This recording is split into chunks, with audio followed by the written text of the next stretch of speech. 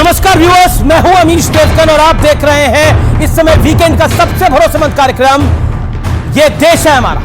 ऐसा क्यों भारतीय जनता पार्टी को लग रहा है कि अगर हिंदुओं की बात हो रही है तो अगर बीजेपी की बात हो रही है, आरएसएस की बात हो रही है तो वो हिंदू की बात है। कोई भी आता था घुसकर मारकर चला जाता था। जब इनके हिसाब से हिंदू वाली सरकार थी, अब हिंदुत्व की सरकार है, जाते हैं घुस के मार के चले आते हैं। राहुल गांधी इशारा करके कह रहे थे कि ये जो अपने आप को हिंदू कहते हैं वो बीजेपी और आरएसएस के हिंदुओं के लिए कह रहे हैं। ये देश गांधी जी के रास्ते पर चलेगा, ये देश गोडसे के रास्ते पर नहीं चल सकता है। कि राहुल गांधी जब इस देश की संविधान के पिलर पर हमला कर रहे थे तो क्या इस देश का प्रधानमंत्री सदन में चुपचाप कुर्सी पे बैठा रहता? भारतीय जनता पार्टी पिछले 40 साल से लफ्ज हिंदू को जीती नहीं है, नकाब पहनती है और उसके जरिए सत्ता की राजनीति साधती रही है। सूर्य और सूर्य की रोशनी अलग नहीं है, जैसे थल और थल का रस अलग नहीं है, ऐसे ही हिंदू और हिंदुत्व अलग नहीं है, एक ही है। आप देख रहे हैं ये देश है हमारा, अमीश देवगन के साथ। नमस्कार व्यूअर्स, मैं हूं अमीश देवगन और आप देख रहे हैं इस समय वीकेंड का सबसे भरोसेमंद कार्यक्रम ये देश है हमारा। 18वीं लोकसभा का पहला सत्र जैसा बीता है उसे देखकर व्यूअर्स आप अंदाजा लगा सकते हैं कि आने वाले 5 साल कैसे होने वाले हैं।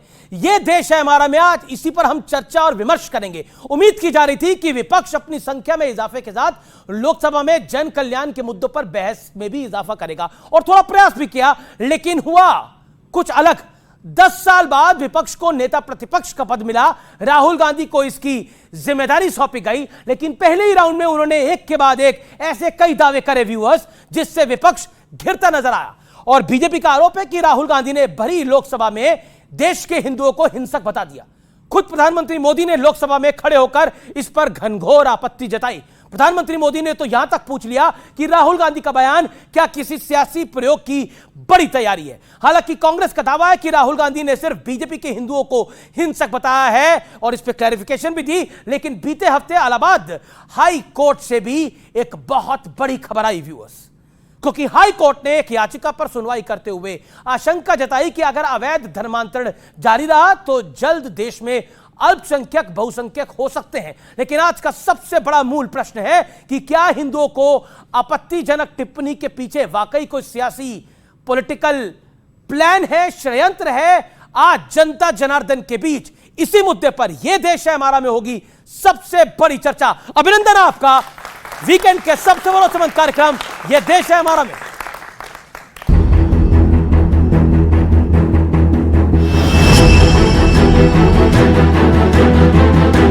अठारहवीं लोकसभा का पहला संसद सत्र और उम्मीद के मुताबिक जोरदार हंगामा, वार और पलटवार, क्योंकि बीजेपी ने कांग्रेस पर आरोप लगाए हैं कि राहुल गांधी देश के हिंदुओं को बदनाम करने की कोशिश कर रहे हैं। जो लोग अपने आप को हिंदू कहते हैं वो 24 घंटा हिंसा हिंसा हिंसा, नफरत नफरत नफरत। आप हिंदू हो ही नहीं। ये कहां गया? हिंदू हिंसक होते हैं, ये है आपके संस्कार, ये है आपकी नफरत। अब हिंदू समाज को भी सोचना होगा,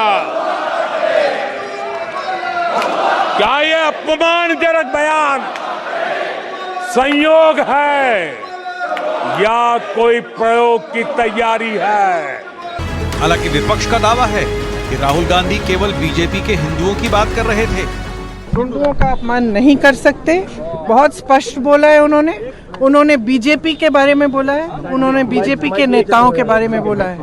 देखिए, राहुल गांधी तो शुरू से हिंदुओं को गाली देते रहे, कभी आतंकवादी कहा, कभी टेररिस्ट कहा, जो मन में हुआ गाली दिया। इस बीच देश के 2 हाई कोर्ट्स ने 2 बड़ी टिप्पणियां की है। इलाहाबाद हाई कोर्ट ने कहा कि अवैध धर्मांतरण बड़े पैमाने पर जारी रहा तो देश की बहुसंख्यक आबादी अल्पसंख्यक हो जाएगी। धर्मांतरण पर रोक लगाने के लिए कोई कठोर कानून बनाए। इस पर अब अगर अविलंब विराम नहीं लगा तो देश के अंदर जो बहुसंख्यक हैं वो अल्पसंख्यक हो जाएंगे और जो तथाकथित अल्पसंख्यक हैं वो बहुसंख्यक हो जाएंगे।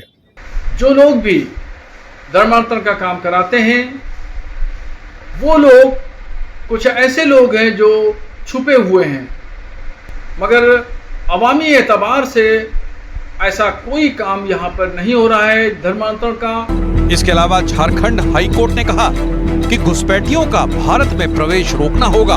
बांग्लादेशी घुसपैठिए झारखंड की जमीन पर रह रहे हैं। राज्य सरकार को घुसपैठियों की पहचान कर उन्हें वापस भेजना होगा।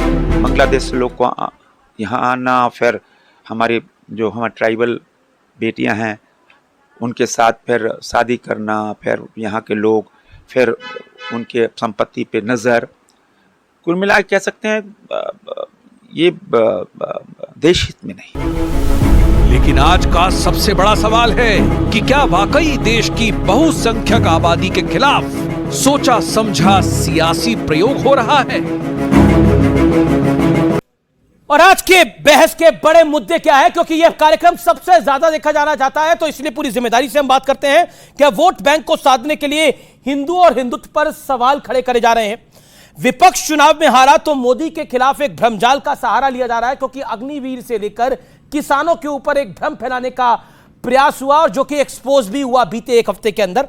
संसद का पहला सत्र, क्या 5 साल की पिक्चर का एक बड़ा ट्रेलर भी है कि सदन अब कैसे चलेगा। मेरे साथ यहां पर जनता जनार्दन है, जोरदार तालियां उनके लिए। मेरे साथ मेरे युवा मित्र हैं और कुछ अनुभवी लोग भी हैं जो अपने धारदार सवाल पूछेंगे, और मेरे साथ एक बड़ा पैनल है इस पर चर्चा करने के लिए। डॉक्टर सुधांशु त्रिवेदी का अभिनंदन करिए, राज्यसभा के मेंबर ऑफ पार्लियामेंट है और बीजेपी के लोकप्रिय प्रवक्ता हैं। राजकुमार भाटिया प्रवक्ता समाजवादी पार्टी के, जोरदार तालियों के साथ उनका अभिनंदन है। मेरे साथ सत्यप्रकाश मिश्रा हैं जो कि नेता हैं, प्रवक्ता हैं, जेडीयू के एनडीए के पार्टनर हैं। मेरे साथ मृत्युंजय तिवारी है, इंडिया अलायंस के प्रवक्ता, राष्ट्रीय जनता दल के, बड़े दिनों बाद स्टूडियोज में, अभिनंदन है। शुरुआत डॉक्टर सुधांशु त्रिवेदी आपसे कर लेते हैं। सुधांशु जी, बीते 10 दिनों में बहुत कुछ हुआ है। देश में का सदन भी चला है और उस सदन के अंदर नेता प्रतिपक्ष श्री राहुल गांधी जी ने एक बयान भी दिया है, प्रधानमंत्री मोदी ने पलटवार भी किया है, इलाहाबाद हाईकोर्ट की टिप्पणी भी आई है। ऐसा क्यों भारतीय जनता पार्टी को लग रहा है कि अगर हिंदुओं की बात हो रही है, तो अगर बीजेपी की बात हो रही है, आरएसएस की बात हो रही है, तो वो हिंदू की बात है? देखिए राहुल गांधी जी, बीजेपी और आरएसएस तो नहीं है। देखिए जो राहुल गांधी जी का बयान है वो कोई जाके चेक कर ले, उसमें वर्ड है जो लोग हिंदू हिंदू की बात करते हैं वो हिंसक हैं। उसमें बीजेपी आरएसएस कहीं नहीं बोला। जब प्रधानमंत्री जी ने इस पे आपत्ति दर्ज की तो उसकी सफाई में उन्होंने बोला, यानी उनके दिल के अंदर का जो भाव था बहुत साफ हो गया। देखिए राहुल गांधी जी नेता प्रतिपक्ष बने हैं, उसके बाद उम्मीद थी कि बड़ी संख्या अगर उनकी विपक्ष में बढ़ के आई है और थर्ड अटेम्प्ट में थर्ड डिजिट नहीं मिला, पर कम से कम नेता प्रतिपक्ष का पद मिल गया तो कुछ जिम्मेदारी नहीं। पर 99 तो मिली है। हाँ, वही थर्ड, मतलब जो मैंने पार्लियामेंट में भी बोला था, एक बार बोल देता हूं। हम लोग यहाँ मोहल्ले में क्या हुआ, उस जमाने में केवल वो आती थी डिवीजन, फर्स्ट सेकंड थर्ड जी। तो एक थर्ड डिवीजन बच्चा पास हुआ, उसके यहाँ बड़ी खुशी थी, और फर्स्ट डिवीजन वाले के यहाँ खुशी नहीं थी। क्यों? क्योंकि तो मेरिट एक्सपेक्ट कर रहा था।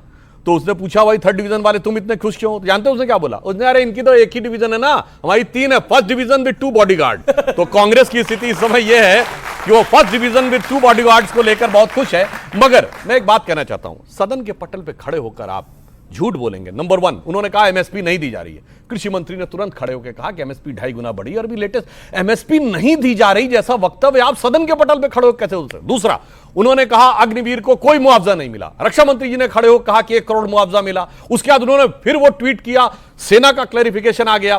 तीसरा, उन्होंने जो बहुत बड़ा झूठ बोला, जिस पर मैं कहना चाहूंगा, भगवानों की फोटो दिखाई। ये बताइए, वो शंकर जी की फोटो दिखा रहे कि मैं बहुत बड़ा शिव भक्त हूं। मैं सारे दर्शकों से कहता हूं जाके चेक करिए, राहुल गांधी जी ने ईश्वर की शपथ ली थी क्या? न, अंग्रेजी में उन्होंने कहा आई सॉलेमली अफर्म, सत्यनिष्ठा की शपथ ली, ईश्वर की शपथ नहीं ली, और ईश्वर भक्त हो गए। यह आपका स्वतंत्रता है, आप मत लो ईश्वर की शपथ। मगर जब ईश्वर की शपथ नहीं ली, और 2014 में ईश्वर की शपथ ली थी और हिंदी में ली थी, 2024 में सॉलेमली अफर्म हो गया और सदन के पटल पे आके भगवान की फोटो दिखाने लगे। यह है बदलता किरदार, यह है बदलता किरदार। और इतना ही नहीं, मैं तो यह भी कहना चाहूंगा, उन्होंने बाकी तो छोड़िए, उन्होंने इस्लाम में भय मुद्रा बता दी। भाई इस्लाम में तो कोई चित्र नहीं होता। मुझे कोई उलेमाओ उकराम बताए कि वो उनको इल्म हुआ या फजल हुआ या इहलाम हुआ, और अभी तक किसी मुस्लिम ने कुछ बोला नहीं कि साहब वो अभय मुद्रा कैसे दिखा दी। ओके, मेरे साथ तस्लीम रहमानी भी हैं, उनसे भी मैं इस पर राय ले लूंगा। लेकिन देखिए, सुधांशु जी ने बोला कि दो बॉडीगार्ड, यानी कांग्रेस का जो नंबर है वो 2 बॉडीगार्ड का है। तो एक आप बॉडीगार्ड हैं आरजेडी के, एक समाजवादी पार्टी तो बड़ी बॉडी हो गई है 37 सीट्स के साथ, तो वो भी बॉडीगार्ड है, वो भी। लेकिन वो जी, लेकिन प्रश्न ये है कि राजकुमार भाटी प्रधानमंत्री ने बोला कि ये हिंदू को हिंसक बोलना ये एक बड़े प्रयोग की तैयारी है, और सदन के अंदर बोला। क्या कहना चाहते हैं आप? नहीं, पहली बात तो ये कि भारतीय जनता पार्टी और उसके नेता इसमें माहिर हैं कि जो उनकी तरफ तीर छोड़े जाते हैं उनकी दिशा बदलने में माहिर हैं। कोई राजनीतिक व्यक्ति इतना नासमझ नहीं हो सकता कि देश की 80% आबादी को अपमानित करके वो राजनीति करने की सोच है। इतना नासमझ कोई नहीं हो सकता। इस देश में 80% हिंदू हैं और अन्य समुदाय भी जो हैं वो भी अपने आप को हिंदू समुदाय के साथ जोड़ के देखते हैं, जिसमें हमारे सिख भाई भी हैं, जैन भाई भी हैं, काफ़ी संख्या मुस्लिम समाज की भी है जो मानते हैं कि हमारे पूर्वज हिंदू थे, उनका भी हिंदू धर्म के साथ भाईचारा है, वो भी उन्हें शत्रु नहीं मानते।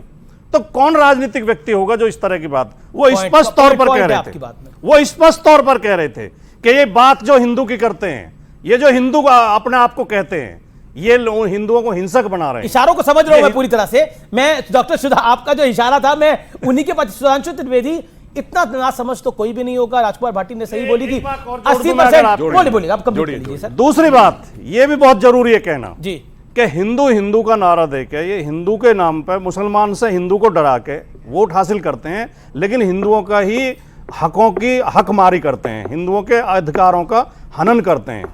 जो बात हम कई साल से कह रहे हैं उत्तर प्रदेश में, आप बार बार टोकते हैं हमें कि बीजेपी की सरकार ओबीसी और दलित समुदायों को नौकरियों में आने से रोक रही है, उनके हक मार रही है। वो अब इनकी मंत्री कह रही है, केंद्रीय मंत्री जो मोदी जी की सरकार में है, अनुप्रिया पटेल पत्र लिख के कह रही है कि यूपी में ओबीसी को भर्ती होने से रोका जा रहा है। उन्होंने प्रश्न खड़ा करा और शासन जवाब देगा। सुधांशु त्रिवेदी, इतना ना समझ तो कोई नहीं होगा। उन्होंने बहुत सही बात, कोई ना समझ नहीं है, वो बहुत समझदार हैं। उनको पता है 20% तो पक्का वाला वोट है और ये 80% में तो खूब टुकड़े टुकड़े करने हैं। अभी बोले ना, अगड़ा पिछड़ा, दलित सवर्ण, तमिल हिंदी, उत्तर दक्षिण, खूब 20% अपना है, 80 में टुकड़े करना है। ना समझ नहीं है, क्योंकि हिंदू समाज में एक भी जाति ऐसी नहीं जो 20% हो, इसलिए उनको अच्छी तरीके से पता है, इसलिए वो बहुत समझदारी के साथ चल रहे हैं। और इसलिए जो माननीय प्रधानमंत्री जी ने कहा, ये प्रयोग है, मैं प्रयोग बता रहा हूं। इनके कर्नाटक के कार्यकारी अध्यक्ष रहे जो वर्तमान में पीडब्ल्यूडी मिनिस्टर हैं, सतीश जारकीहोली, उन्होंने शब्द बोला था, हिंदू शब्द गंदा है। इनके यात्रा में, जो भारत जोड़ो यात्रा थी, तमिलनाडु में एक ऐसे पादरी शामिल हुए थे जिनका नाम है जॉर्ज पुनैया, जिन्होंने कहा है कि मैं जूते इसलिए पहनता हूं कि भारत की धरती को पवित्र मानता हूं। एक आपके, मैं उस लोकसभा सांसद का नाम भूल रहा हूं, लेकिन उन्होंने अपनी शपथ के बाद बाकायदा हिंदू राष्ट्र का उद्घोष कर दिया। उन्होंने जय हिंदू राष्ट्र बोला, मतलब जब शपथ के बाद एक नारा लगाते तो उसने जय हिंदू राष्ट्र बोला। तो कुछ विडंबना इनके यहां भी हो सकती है, लेकिन गलती तो सबके यहां हो सकती है। छोटी सी बरेली के सांसद है, मुझे ध्यान में आ गया, बरेली के छत्रपाल सिंह गंगवार थे जी, बरेली के सांसद, बरेली के सांसद छत्रपाल सिंह गंगवार थे। मगर मैं तो यहां ये कहना चाहूंगा, हिंदू शब्द यहां का है, राष्ट्र शब्द यहां का मत, जय फिलिस्तीन। भाई बाहर के देश पे जय फिलिस्तीन, और मैं जय फिलिस्तीन भी ऐसे नहीं बोला, सुनिए, ओवैसी ने हवा में नहीं बोला।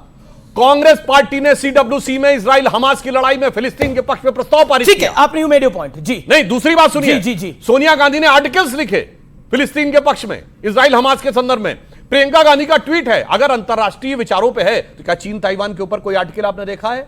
कोई सीडब्ल्यूसी का प्रस्ताव देखा है? कभी कुवैत और ये बड़ा विषय हो जाएगा और इंटरनेशनल विषय हो जाएगा। मैं कहता हूं कि हम विषय पर आ जाते। नहीं, जी, मुझे पता है आप अंतरराष्ट्रीय मामलों के जानकार हो, आप इस पर बोलना चाहोगे। लेकिन मृत्युंजय तिवारी, ये क्या हो रहा है? ये क्यों हो रहा है और किस लिए हो रहा है? आप भी हिंदू हैं, हिंसक तो कहीं से नहीं है भैया। देखिए अमीश जी, बीजेपी का कहीं पर निगाह है, कहीं पर निशाना, और आपकी? हमारा तो सीधा निशाना है कि देश को संवारना है, देश को सजाना है, देश को बनाना है। ये हिंदू हिंदू हिंदू भगवान राम का नाम जपते रहे, अयोध्या का हमने मंदिर बना दिया, हो गया क्या? देखिए सब चीज का एक सीमा है, उस सीमा को पार करने के बाद फिर धैर्य जो है लोगों का जवाब दिया। सीमा हैदर भी सीमा पार करके यही नहीं, देखिए कोई भी सीमा हिंदू इसलिए हिंसक हो ही नहीं सकता न कोई हिंदुस्तान का व्यक्ति बोल सकता है। अरे तो महाराज ये राहुल जी को समझाइए। हम तो कह रहे दुनिया में कहा जाता है सारे जहां से अच्छा हिंदुस्तान हमारा, ये हिंदुओं के बल पर कहा जाता है। अब सुधांशु जी कह रहे थे इनके विद्वता पर कोई सवाल नहीं है, लेकिन विचारधारा पर सवाल खड़े हम करेंगे। सवाल यह है कि आप राहुल गांधी जी क्या कह रहे हैं कि अहिंसा से देश चलेगा, यह देश गांधी जी के रास्ते पर चलेगा, यह देश गोडसे के रास्ते पर नहीं चल सकता है। अगर यह कहा जा रहा है कि तो सही था, उन्होंने बोला हिंदू का मतलब अहिंसा हिंसा हिंसा, यही उन्होंने बोला। देखिए राहुल हिंदू का मतलब हिंसा हिंसा हिंसा। हम दावे के साथ कह सकते हैं श्री राहुल गांधी जी ने बीजेपी आरएसएस को लेकर कहा, उनकी नीतियों को लेकर कहा। ये आप लोग एनडीए में, एनडीए के पार्टनर के बाद आप लोगों ने ऐसे ही कह दिया। चिराग पासवान ने बयान दे दिया कि गलत बयान है, दूसरी तरफ से शिवसेना ने बयान दे दिया, जेडीयू के कई सांसदों ने बोला कि राहुल गांधी ऐसा कैसे बोल सकते हैं, हम सदन में थे जब ये सब कुछ हुआ। वो कह रहे हमारा तो टारगेट बीजेपी और आरएसएस था, हमारा टारगेट हिंदू था ही नहीं। आप गलत मतलब निकाल रहे हैं, जानबूझ के निकाल रहे हैं, एजेंडा आपका है, प्रोपेगेंडा आपका है। आप एक बात बताइए अमीश देवगन जी कि राहुल गांधी के कितने बयानों का किस तरह से हम लोग इंटरप्रेशन करें, या जो वो बोलते हैं उतना भर माने, क्या माने उनके बारे में। विपक्ष का नेता यदि कह दे किसी एक खास कम्युनिटी को कि वो जो अपने आप को हिंदू कहता है वो नफरत नफरत नफरत हिंसा हिंसा, क्या राहुल गांधी ने वो कहानी नहीं पढ़ी उस ऋषि मुनि की कि एक ऋषि मुनि एक बिच्छू को बचा रहे थे, बिच्छू डंक मार रहा था लेकिन ऋषि बार बार बचाते। तो हिंदी का स्वभाव तो इतना निर्मल और सरल है, क्या राहुल गांधी पूरे जीवन इस देश में इतनी बात नहीं समझ पाए। एक विपक्ष का नेता बहुत टारगेट से ये बात बोल के चला गया है और बाद में जब वो फंस गया है तो उसकी इंटरप्रिटेशन दे रहा है। बहुत अच्छा कहा मृत्युंजय तिवारी जी ने कि हिंदू हिंसक नहीं होता, और भारत अगर एक हिंसक देश होता, आदिकाल से ये हिंदू सभ्यता इस देश में है, सनातन संस्कृति इस देश में है, और यहीं से अहिंसा शब्द दुनिया में निकला, चाहे वो बौद्ध दर्शन से हो, चाहे महावीर दर्शन से हो, चाहे भगवत गीता से हो। तो हिंदू सार्वभौमिक रूप में बहुत अहिंसक है और दुनिया को प्यार करने वाला है, और सभी धर्मों को, विवेकानंद जी ने कहा कि जो भी दुनिया के देश के धर्म सताए हमारे देश में आए, सबको हमने गले लगाया और सब हमारी संस्कृति में रच बस गए। तो जो टारगेट सुधांशु जी कह रहे हैं कि उनका कोई टारगेट है, अगर वो ऐसी बात करके कुछ हासिल करना चाहते तो वो हासिल नहीं होगा, क्योंकि आज तक दूसरे धर्म के किसी लोगों ने भी हिंदू पर हिंसक होने का आरोप नहीं लगाया। ठीक है, ये बहुत बड़ी बात। मैं तस्लीम नमानी आपके पास जाता हूं। आप कैसे जो राहुल गांधी का भाषण है उसको आप कैसे इंटरप्रेट करते हैं, जिसमें उन्होंने बहुत सारे धर्मों का जिक्र करा लेकिन हिंदू को लेकर जो बात बोली वो उस पर देश के प्रधानमंत्री को सदन में खड़ा होना पड़ा, और ऐसे कम ही मौके आए हैं कि प्रधानमंत्री ने खड़े होकर टोका है बीच में। देखिए, मैं राहुल गांधी जी के संपर्क में भी नहीं हूं और उसकी मुझे ज़रूरत भी नहीं है, इसलिए मुझे उनको डिफेंड करने की कोई ज़रूरत नहीं है। दूसरी बात यह कि इस देश में 140 करोड़ लोग बेवकूफ़ नहीं हैं, और इस इलेक्शन के नतीजे ने यह बता दिया कि अब जनता कितनी समझदार है। मसला ये है कि इस देश में हिंदू का नकाब पहन के भारतीय जनता पार्टी पिछले 40 साल से लफ्ज़ हिंदू को जीती नहीं है, नकाब पहनती है और उसके जरिए सत्ता की राजनीति साधती रही है। 40 साल से सबने देखा है, उसके लिए खौफ पपा किया पूरे के पूरे हिंदू समाज में। अरे त्रेता काल से हिंदू यहां पर, और उससे भी पहले से हिंदू रहा, कभी हिंदू को कोई खतरा ना पहले कभी था, ना आज है, ना कल होगा। ना राहुल गांधी ये बेवकूफ़ी करेंगे, ना जनता करेगी। जनता ने भी उसको रिएक्ट नहीं किया, जितने लोगों ने रिएक्ट किया बीजेपी के लोगों ने रिएक्ट किया, चाहे दिल्ली में क्या हो या गुजरात में क्या हो, सब बीजेपी के लोग थे। अब प्रधानमंत्री जी अगर 4 मरतबा या 1 मरतबा खड़े होकर रिएक्ट कर रहे हैं तो खौफ कितना है ये समझना चाहिए। लोगों के हाथ से मुट्ठी से सत्ता निकली चली जा रही है। 240 ये 2 बैसाखियां जिस दिन गिर जाएगी सत्ता खत्म हो जाएगी, ये खौफ उनके मन में सभा चुका है, इसलिए उन्होंने लास्ट टाइम कांग्रेस की 240 कब थी? सुनिए, मैं 240 जब भी मुझे वोट गिन के बताइए। 100 करोड़ से ज्यादा हिंदू इस मुल्क में वोटर है और 65 करोड़ लोगों ने वोट किया है। बीजेपी को कितना वोट मिला है? 23 करोड़ वोट, और वो 23 करोड़ वोट भी पूरा का पूरा हिंदू नहीं है, उसमें सिख भी शामिल है, ईसाई भी शामिल है, मुस्लिम भी शामिल है। हार्डली कहने का क्या प्रयास कर रहे हैं? आप कहने का क्या प्रयास 65 करोड़ लोग आप अर्थमेटिक में उलझा रहे हैं। आप कहने का क्या प्रयास करें कि मैं कहने का प्रयास ये कर रहा हूं कि 150 साल से हिंदुत्व के नाम पर, सनातन धर्म नहीं, डिबेट की जरूरत है आज इस देश को कि सनातन धर्म और हिंदुत्व में फर्क क्या है। राजीव गांधी को हिंदुत्व का लफ्ज इस्तेमाल करना चाहिए था। हिंदुत्व राजीव गांधी तो चले गए, राहुल गांधी की बात कर रहे हैं। ओके, सनातन धर्म एक धर्म है और इसके बीच एक डिबेट अब होनी चाहिए। सनातन धर्म मतलब आप कह रहे हैं कि तस्लीम नमानी कह रहे हैं कि हिंदुत्व और सनातन धर्म के बीच में एक बहस की जरूरत है। ओके, देखिए, अनादिकाल की बात तो छोड़िए, मैं पिछले 100 साल की बात कर रहा हूं। जब नेताजी सुभाष चंद्र बोस कलकत्ता से गए थे तो काबुल में जाके रहे थे ना, मेहरोत्रा जी की दुकान में। अब कोई काबुल में मेहरोत्रा जी बचे? बोलिए, सिर्फ 100 साल पहले की बात। और सुनिए, शब्द बताइए कब से सुनिए, मैं आपको बताता हूं 1950। अगर आप 100 साल की बात कर रहे हैं, मैं भी उसी की बात कर रहा हूं। गर्व मानने और बड़े पढ़े लिखे आदमी हैं, विद्वान आदमी हैं। मैं आपसे पूछ रहा हूं हिंदुत्व शब्द इस देश में कब से यूज किया जा रहा है? जवाब फिर मैं ऑडियंस को बता रहा हूं। आगम में लिखा है, हिमालय समारंभ यावत इंदु सरोवरम तदेव निर्मितम देशम हिंदुस्तान। जवाब नहीं दे रहे। हिंदुस्तानम शब्द लिखा हुआ है वहां पुराण में और आप कह रहे नहीं है। दूसरा मैं आपसे कह रहा हूं, फिर क्या आपने महापुराण पढ़ा है क्या? 150 आप लगातार बोल रहे हैं। महापुराण पढ़ा है? हिंदुत्व का शब्द हिंदुत्व, मैं हिंदू की बात तो आप अपने टाइम पे कोट करिए ना। आप अपने टाइम पे आप डिफेंड कर रहे हैं इनको। अब चलिए, ये 150 साल पहले कह रहे हैं, सुनिए अपने टाइम पे बोलना पड़ेगा। 400 साल पहले छत्रपति शिवाजी के समय में छत्रपति शिवाजी के लिए लिखा गया है, राखी हिंदुवानी हिंदुवान का तिलक राखो, स्मृति पुराण राखो, वेद धुनि सुनी में, और शाही के सपूत शिवराज शमशीर तेरी दिल्ली दल दाब के दीवार राखे धुनी में। हिंदुवानी क्या है भाई? हिंदुवानी हिंदुत्व नहीं है। अब हिंदुत्व हिंदुत्व अब मैं बता रहा हूं, सुनिए, बात कर रहा हूं। गलत बात है। एक सेकंड, रिस्पेक्ट अदर पैनलिस्ट। वो आपके बीच में नहीं बोले, आप 3-3.5 मिनट बोले, वो आपके बीच में नहीं बोले।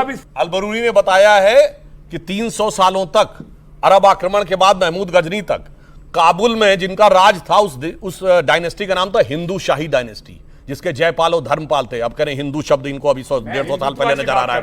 हिंदू कुछ कहां से नजर आया? ये डेविएट कर रहे हैं। अरे भाई, डेविएट क्या कर रहे हैं? हिंदुवानी और हिंदुत्व में क्या अंतर है? हाँ, बताइए, वो आपको बताना पड़ेगा। अच्छा, अब आपको बताता हूं, नाम लेके अब बता रहा हूं। आज जिसको आज आप हिंदुत्व कहते हैं वो भी मैं बता दे रहा हूं। शिवाजी पे किताब लिखी। अब सुनिए, इनको कह रहे हैं आज के हिंदुत्व में और उस जमाने का हिंदुत्व में इनको डेफिनेशन है। तो मैं ये बता देना चाहता हूं कि वहां यह भी लिखा गया है कि कुंभकर्ण असुर अवतारी औरंगजेब, काशी और प्रयाग में दुहाई फेरी रब की, और तोड़े देवालय शहर मोहल्ले के लाखों मुसलमान किए, माला तोड़ी सब की, और काशी करबला होती, मथुरा मदीना होती, शिवाजी ना होते तो सुन्नत होती सबकी। यही तो अब भी कह रहे हैं, काशी मथुरा की बात थी, औरंगजेब जो था वो विलन था, यही तो है। अब कह रहे नहीं नहीं नहीं, डर बोल होना चाहिए, इसलिए मैं कह रहा हूं। डर बोल रहा है और बैर नहीं बोल रहा है। और मैं कई बार इस बात को बोल चुका हूं और मुझे लगता है कि इस बात को बोलनी चाहिए। जैसे सूर्य और सूर्य की रोशनी अलग नहीं है, जैसे फल और फल का रस अलग नहीं है, ऐसे ही हिंदू और हिंदुत्व अलग नहीं है, एक ही है। ओके, ये पुरुष है आप, तो पुरुषत्व है कि नहीं आपके अंदर? पुरुष के अंदर पुरुषत्व है कि नहीं? तो हिंदू के अंदर हिंदुत्व है। हिंदू देखे, हिंदू और हिंदुत्व में बहुत फर्क है। हिंदू हमारा धर्म है जिस पर हमें गर्व है, हम हिंदू हैं, हम गर्व से कहते हैं कि हम हिंदू हैं। और हिंदू धर्म बहुत शानदार, बहुत उदार, बहुत प्रेम का, मोहब्बत का, भाईचारे का धर्म है।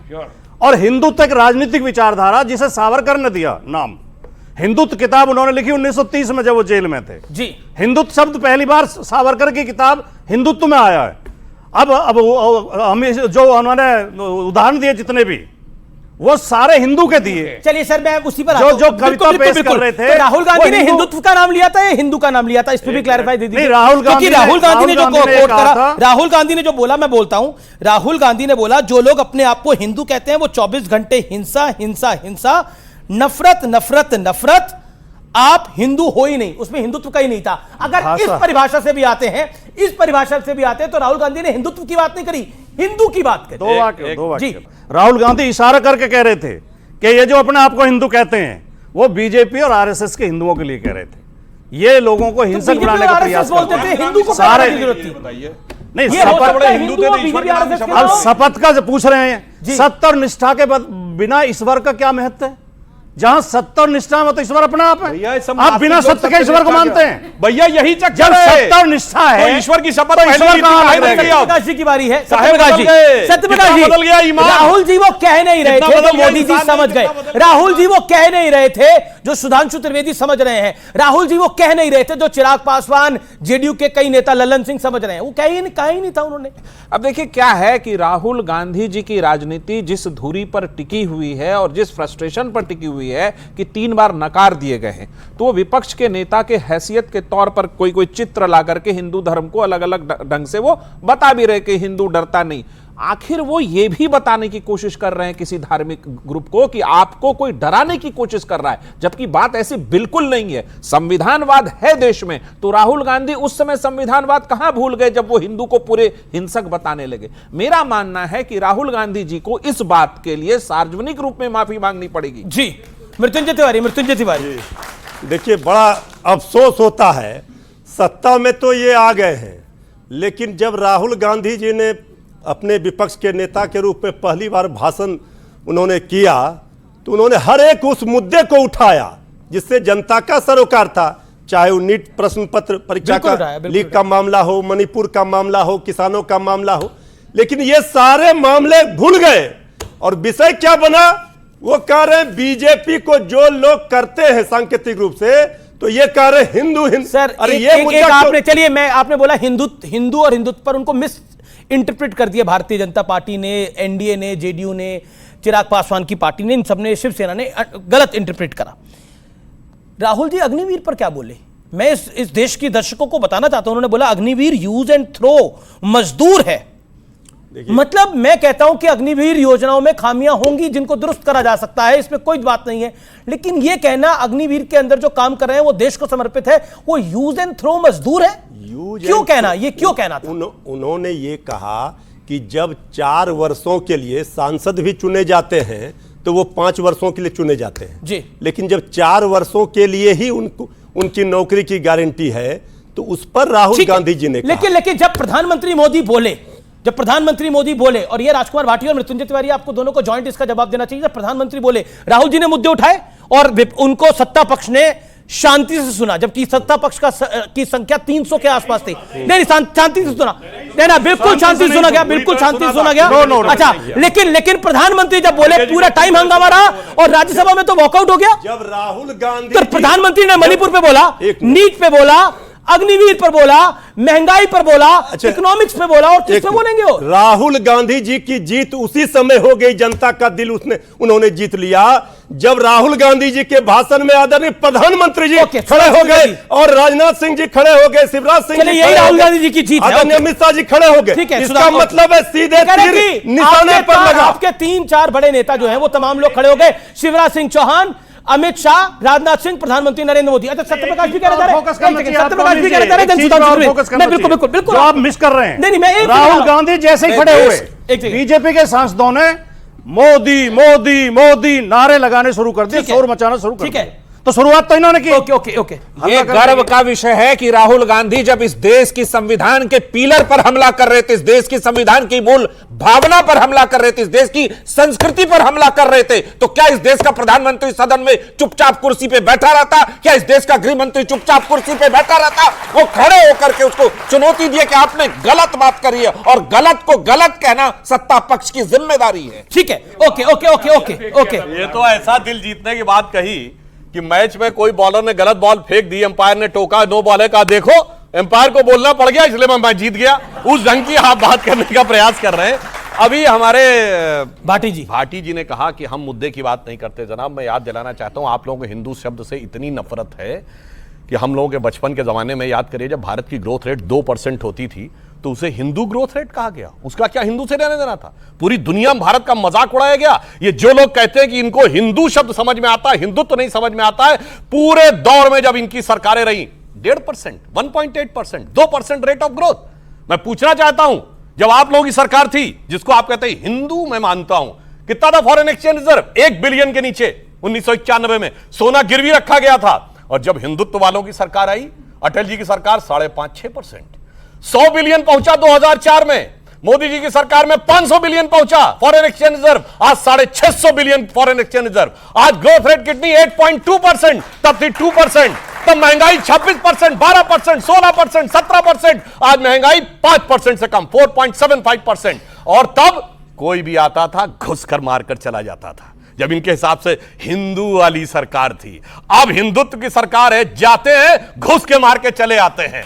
इसलिए हम बिल्कुल कहना चाहते हैं कि हम हिंदुत्व की सरकार की। और दूसरी बात मैं पूछना चाहता हूं, उन्होंने कहा नीट पे, मणिपुर पे, डिजिटल डाटा का जमाना है, जाके देख लीजिए विपक्ष के कितने लोगों ने कितना प्रतिशत बोला है नीट और मणिपुर। यस, फोटो नीट और मणिपुर के लेके आए कि भगवानों के लेके आए? इसका मतलब आप तैयारी से आए थे कि आपको यह विषय उठाना है। इससे राहुल गांधी पूरी तरीके से एक्सपोज हो गए। और जिस ढंग की भाषा का प्रयोग किया, उनके लिए तो मैं ये कहना चाहूंगा कि लहजे में बदजुबानी और चेहरे पे नकाब लिए फिरते हैं, और जिनके खुद के बही खाते बेहिसाब बिगड़े हैं, वही हमसे सारा हिसाब लिए फिरते हैं। ठीक है, राजकुमार भाटी, एक सेकंड मैं आपने आ रहा हूं। राजकुमार भाटी, हमने ये भी देखा सदन के अंदर अखिलेश जी भी बैठे थे, अखिलेश जी ने उतना हंगामा नहीं किया, अखिलेश जी ने हंगामा नहीं किया, लेकिन राहुल गांधी उकसा रहे थे और कह रहे थे अपने सांसदों को वेल में आइए। लोकसभा में वो तस्वीर जारी हुई अगले दिन। क्या आपको लगता नहीं है ये सब कुछ अवॉइडेबल था? अखिलेश जी नहीं आए, क्या अखिलेश जी गलती कर रहे थे, राहुल जी सही कर रहे थे? नहीं आए तो वो इसलिए नहीं थे कि उस दिन अखिलेश यादव जी का जन्मदिन था, वो उसमें व्यस्त थे। लखनऊ में बहुत बड़ा आयोजन था, इसलिए वो लोकसभा में नहीं आए। जिस दिन राहुल गांधी का भाषण हो रहा था, अखिलेश जी सदन में नहीं थे। जो अखिलेश जी लखनऊ थे, हंगामे वाले दिन के लिए कह रहे हैं। मतलब इन्होंने माना कि वेल में जाना एक खराब चीज थी, जो उस दिन उन्होंने करना उचित नहीं समझा अपने जन्मदिन वाले दिन। लेकिन सुधांशु जी ने जितनी बढ़िया तस्वीर मोदी जी के शासन की खींची है, मैं तो आश्चर्यचकित हूं। अब आम का सीजन है, आम पक जाते हैं जब ज्यादा, तो आम टपक जाता है। बाग में इतने आम नहीं टपक रहे जितने इनके पुल टपक रहे हैं पूरे देश में।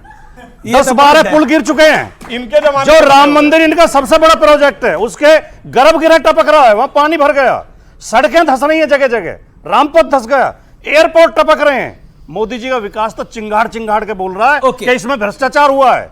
सारे इतना बुरी हालत है, परीक्षाएं लीक हो रही हैं, पर्चे आउट हो रहे हैं, सारे लीकेज का प्रॉब्लम तो है। हाँ, लीकेज मंदिर में भी है और परीक्षा में नहीं, मुझे लगता है मंदिर की लीकेज अलग है और ये एयरपोर्ट की लीकेज अलग है। सरकार है और ये वीक सरकार, ये लीक सरकार है। बैसाखियों पे देखिए, सबसे ज्यादा 12 पुल बिहार में गिरे हैं, जिसके जमाने में बताया गया है। अरे साहब, आपकी सरकार है। ये सारे पुल 6 महीने में बने थे, सारे पुल 6 महीने में बने थे। अच्छा, सारे इसी शासन। हाँ, तो मैं यही कह रहा हूं ना। तो ये बात हो रही है किसके जमाने में बने थे? तेजस्वी जी के पास कौन सा डिपार्टमेंट था?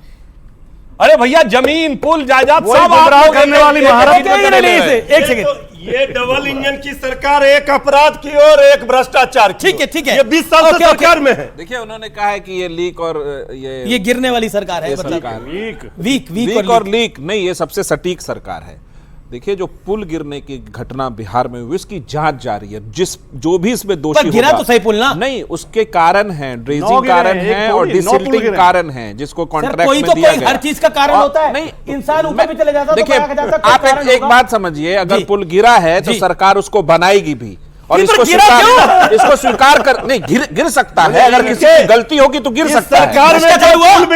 भ्रष्टाचार हुआ, उसकी जांच हो रही है, दोषियों पे कार्रवाई होगी।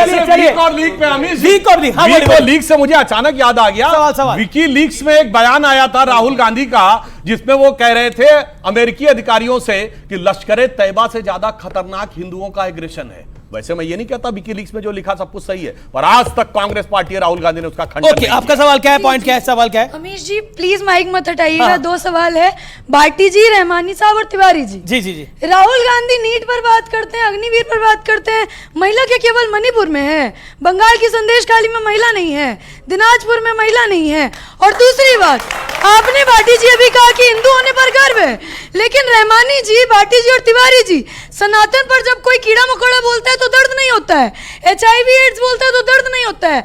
तब हम देखते हैं कि विपक्षियों का मुंह जो है सिल जाता है। इसीलिए आपने कहा कि इंडिया को कोई क्यों नहीं सुनता है, इसीलिए नहीं सुनता है क्योंकि कीड़ा मकोड़ा बताने के बाद भी आप लोगों का मुंह सुई धागा से सिला रहता है। ओके। राजकुमार भाटी, आपके सवाल का एक सीधा जवाब तो ये है कि हम कभी नहीं बोलते। हम हर धर्म का सम्मान करते हैं, हर जाति का सम्मान करते हैं। जो बोलते हैं वो गलत बोलते हैं, हम उसका समर्थक नहीं है। किसी धर्म के खिलाफ, किसी जाति के खिलाफ टिप्पणी नहीं करनी चाहिए।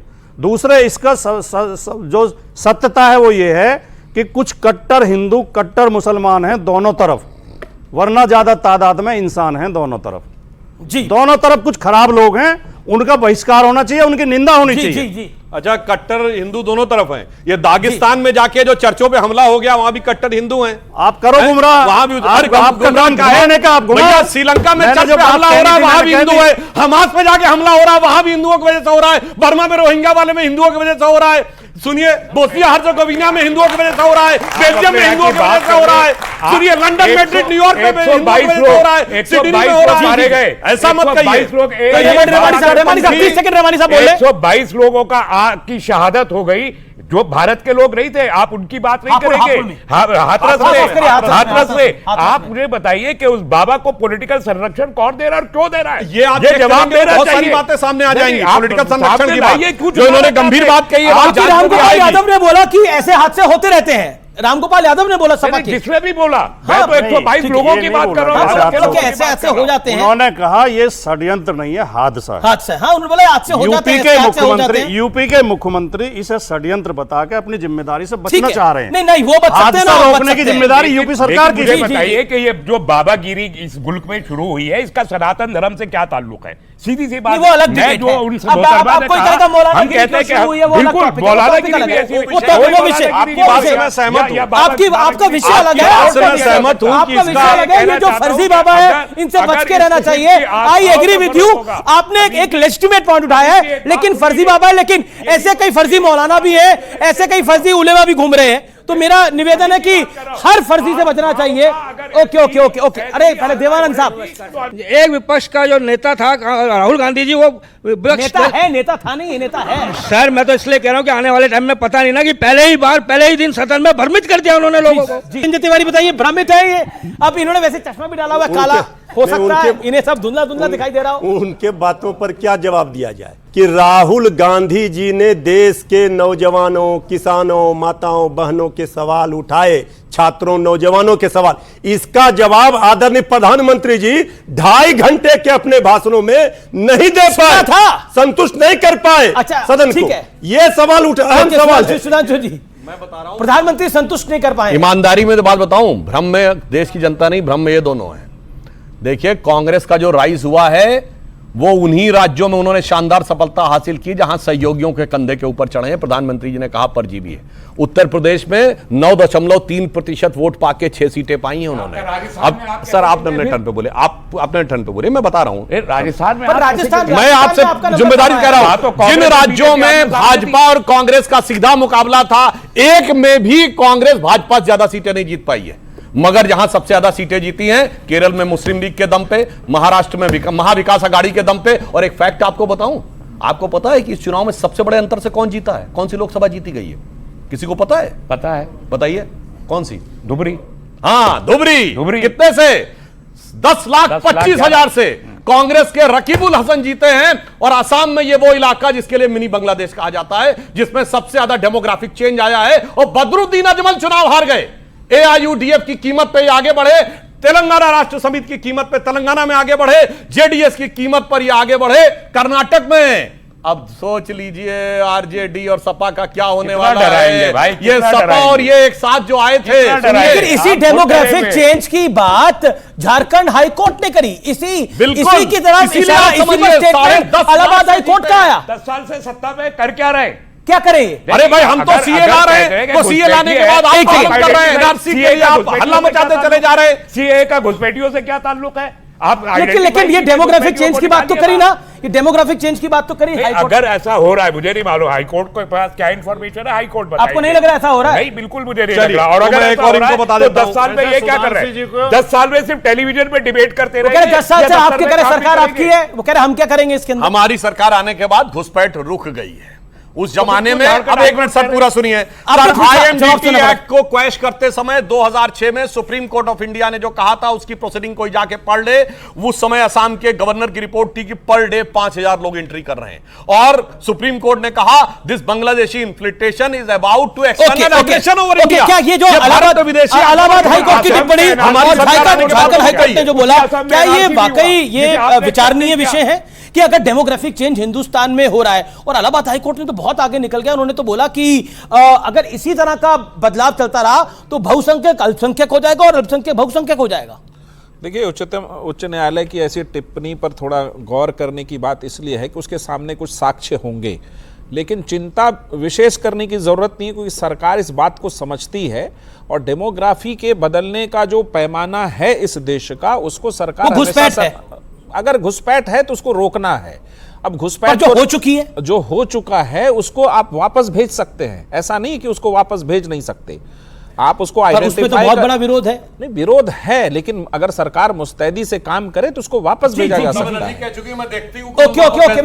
मैं राय लेता हूं। राहुल गांधी जी सदन में आकर के उन्होंने जीसस की फोटो दिखाते हुए कहा कि जीसस ने एक बात कही थी, अगर कोई एक गाल पे चाटा मारे तो दूसरा गाल आगे कर दो। लेकिन हमें किताबों में पढ़ाया गया और यह कहा जाता है कि महात्मा गांधी जी ने अहिंसा परमो धर्म का कहते हुए यह कहा था कि कोई एक गाल आगे पे चाटा मारे तो दूसरा गाल आगे कर दो। तो राहुल गांधी जी सदन के अंदर झूठ बोल रहे थे या महात्मा गांधी जी झूठे थे? जो भी धर्म है, धर्म हमेशा जो है एक सम्मानित चीज होती है, उसका सम्मान हरेक को बिल्कुल बराबर से करना चाहिए। दूसरी बात, अभी सुधांशु जी ने जो बातें की, जो प्रोग्रेस के बारे में मोदी जी की इतनी लंबी चौड़ी प्रोग्रेस बता रहे थे, इन्होंने खुद हिंदू और हिंदुत्व को अलग कर दिया। इन्होंने कहा वो हिंदुओं की सरकार थी जो देश में जो खराब चीजें सब कर रही थी, आपके अनुसार अब हिंदुत्व की है। आपके अनुसार जो लोग कहते थे हिंदू की सरकार, उन्हें हिंदू का समझ में आता। दूसरे, हिंदुत्व के तक का इतिहास इस देश में 150 साल से पुराना नहीं है।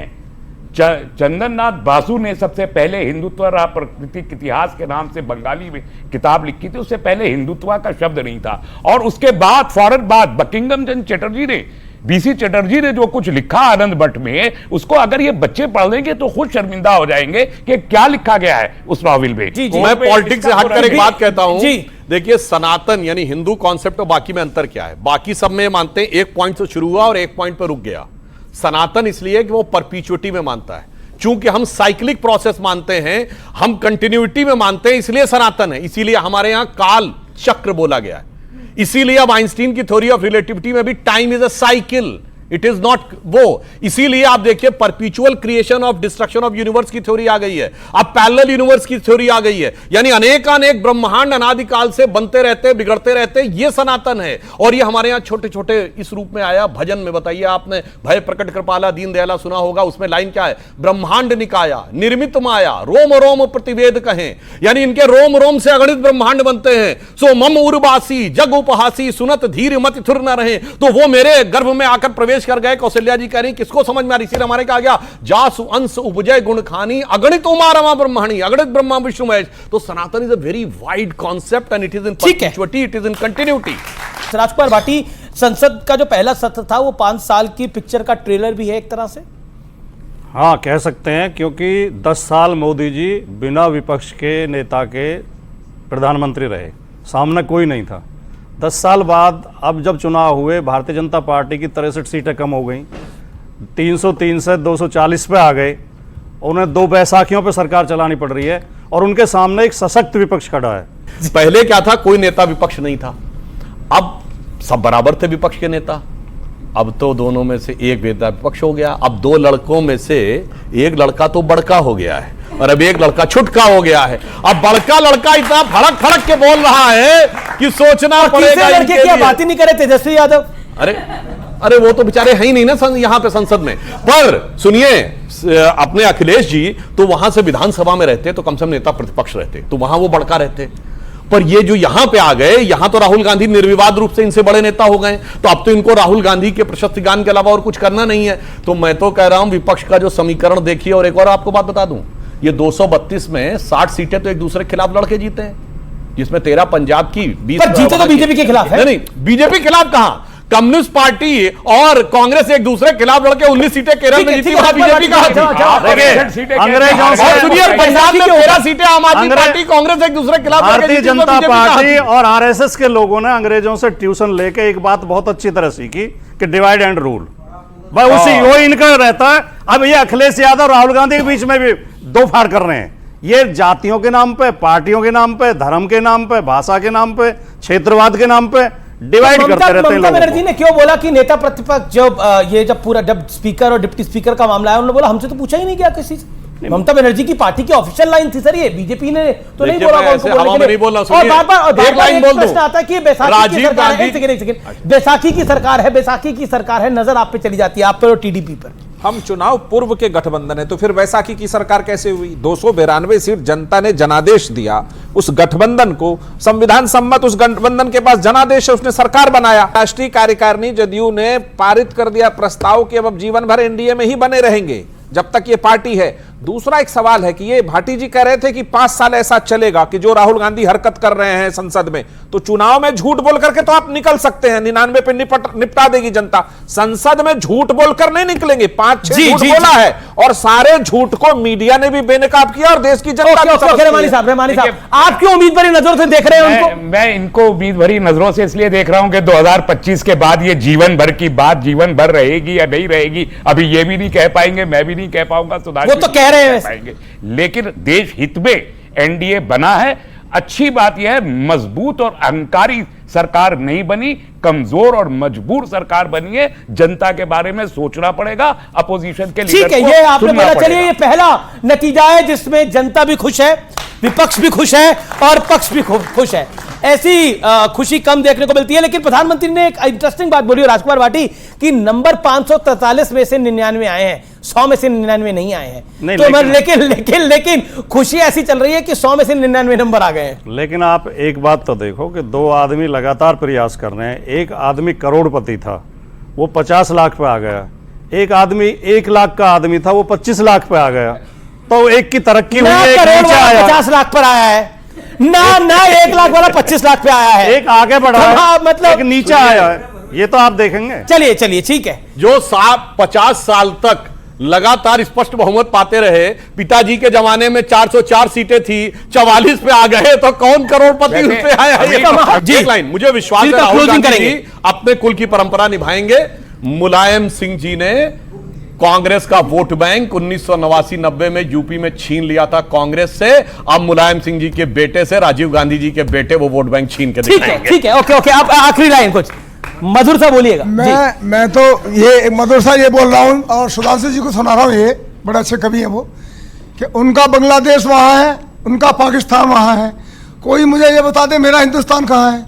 जी चलिए, ये आपने अपनी बात को बोली। आपका हिंदुस्तान यही है जहां था और वही रहेगा। ओके सुधांशु भाई, आखिरी 10 सेकंड समय मेरा इजाजत नहीं दे रहा जी। नजर शेयर करना चाहता हूं गालिब का कि कितने शीरी हैं तेरे लब के रकीब, गालियां खा के बेमजा ना हुआ। ओके 240 शिकस्त को भी फतह की जश्न के तौर पे बना। ठीक है भाई, वाह। आखिरी शब्द शिकस्त किसकी थी? ये बहुत अच्छी तरीके से मैं एक गंभीर बात कहना चाहता हूं। इस चुनाव में एक बात कही गई थी ना कि पश्चिम वाले अरब से आए, उनसे वहां से आए, चीन वाले वहां से आए। तो मैं एक लाइन कहना चाहता हूं हमारे देश के लिए कि यवन को दिया दया का दान, यानी वेस्ट को, चीन को मिली धर्म की दृष्टि, मिला था स्वर्ण भूमि को, रत्नशील की सिंघल को भी सृष्टि, किसी का हमने छीना नहीं, प्रकृति का रहा पालना यही, हमारी जन्मभूमि थी यही, कहीं से हम आए थे नहीं। ओके, बहुत बहुत शुक्रिया आपका इस मंच पे आने के लिए, अपनी बातों को रखने के लिए। तो ये थी आज की चर्चा। फिलहाल आज के एडिशन में इतना ही। आप सबको मेरा नमस्कार, गुड नाइट, वंदे मातरम।